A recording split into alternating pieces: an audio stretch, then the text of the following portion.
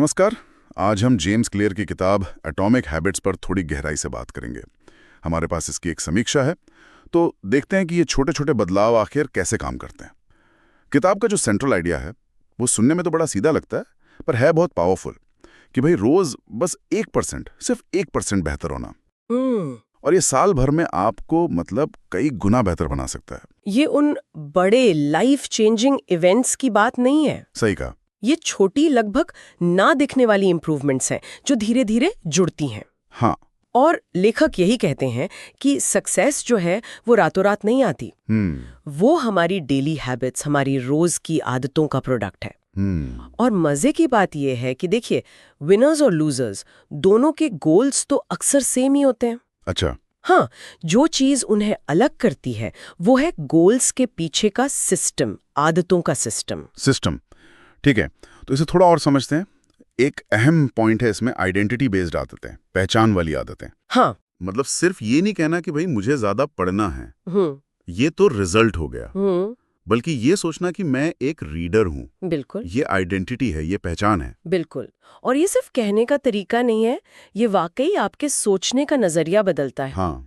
जब आप खुद को रीडर मानने लगते हैं तो पढ़ना एक बोझ नहीं लगता। सही है। वो आपकी पहचान का एक नेचुरल हिस्सा बन जाता है। सही है। और इसी सोच को एक्शन में लाने के लिए किताब एक बड़ा क्लियर सा फ्रेमवर्क देती है। 4 नियम, बिहेवियर चेंज के 4 नियम। 4 नियम, ओके। पहला है, इसे स्पष्ट बनाएं, मेक इट ऑब्वियस। मतलब आदत का जो क्यू है, जो सिग्नल है, वो साफ दिखना चाहिए। स्पष्ट। जैसे कोई उदाहरण? जैसे हैबिट स्टैकिंग, मतलब एक आदत को दूसरी के साथ जोड़ देना। जैसे अपने दांत ब्रश करने के बाद मैं 1 मिनट मेडिटेशन करूंगी। अच्छा। या जैसे वो माहौल बनाने वाली बात, रात को किताब तकिए पर रख दी। हाँ बिल्कुल, अपने एनवायरनमेंट को डिजाइन करना।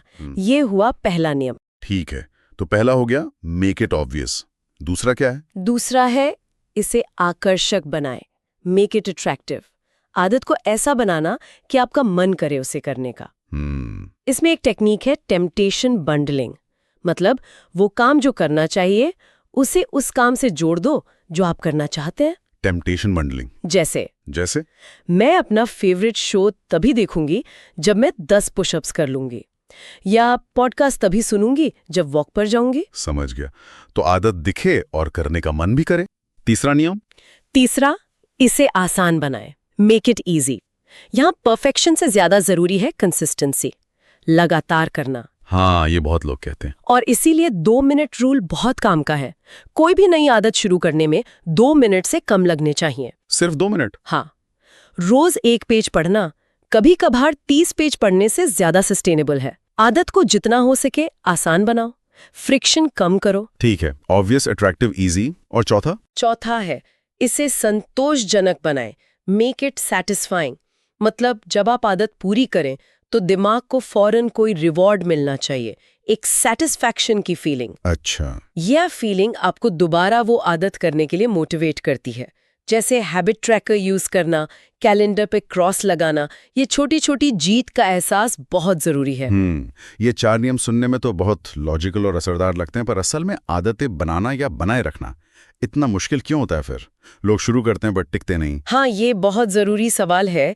किताब के हिसाब से एक बड़ा कारण है कि हमें रिजल्ट्स तुरंत नहीं दिखते। अच्छा। लेखक इसे कहते हैं लेटेंट पोटेंशियल का पठार, प्लेटो ऑफ लेटेंट पोटेंशियल, या निराशा की घाटी। निराशा की घाटी? हाँ, ये वो फेज है जब आप मेहनत कर रहे होते हैं पर लगता है कुछ बदल नहीं रहा, कोई प्रोग्रेस नहीं दिख रही। हाँ, ये होता है। और इसी पॉइंट पर आकर ज्यादातर लोग गिव अप कर देते हैं, जबकि शायद वो ब्रेक थ्रू के बहुत करीब होते हैं। सही है। और कोई कारण? दूसरे कारण है, जैसे एक साथ बहुत सारे बदलाव करने की कोशिश करना, और सबसे बड़ा मोटिवेशन पे डिपेंड करना। मोटिवेशन पर? हाँ, मोटिवेशन तो आता जाता रहता है। क्लियर कहते हैं कि मोटिवेशन पर निर्भर रहने के बजाय एक सॉलिड सिस्टम डिजाइन करो।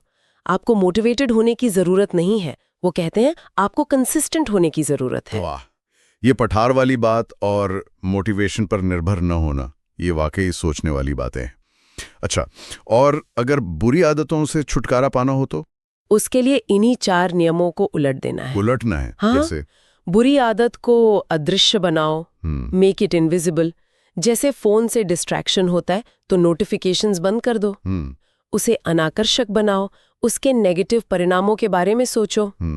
उसे मुश्किल बनाओ, जैसे अगर जंक फूड छोड़ना है तो घर में रखो ही मत। हाँ, रुकावटें डालो।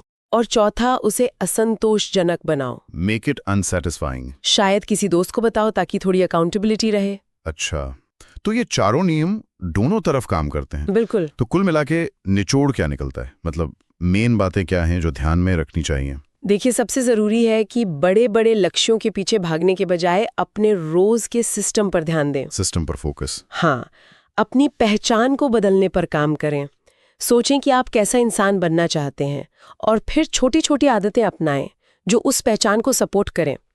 याद रखें कि वो छोटे 1% वाले सुधार ही असल में बड़ा बदलाव लाते हैं। और सबसे जरूरी है कंसिस्टेंसी, लगातार लगे रहना, भले ही शुरुआत में रिजल्ट न दिखें। सही कहा।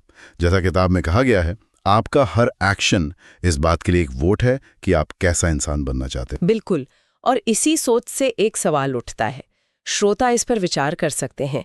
अगर हमारे रोज के छोटे छोटे काम ही हमारी पहचान बनाते हैं, तो आज वो कौन सा एक छोटा सा एटॉमिक काम हो सकता है, चाहे कितना भी मामूली क्यों न लगे, जो हमारे आने वाले कल के स्व को बनाने में एक वोट की तरह काम करे।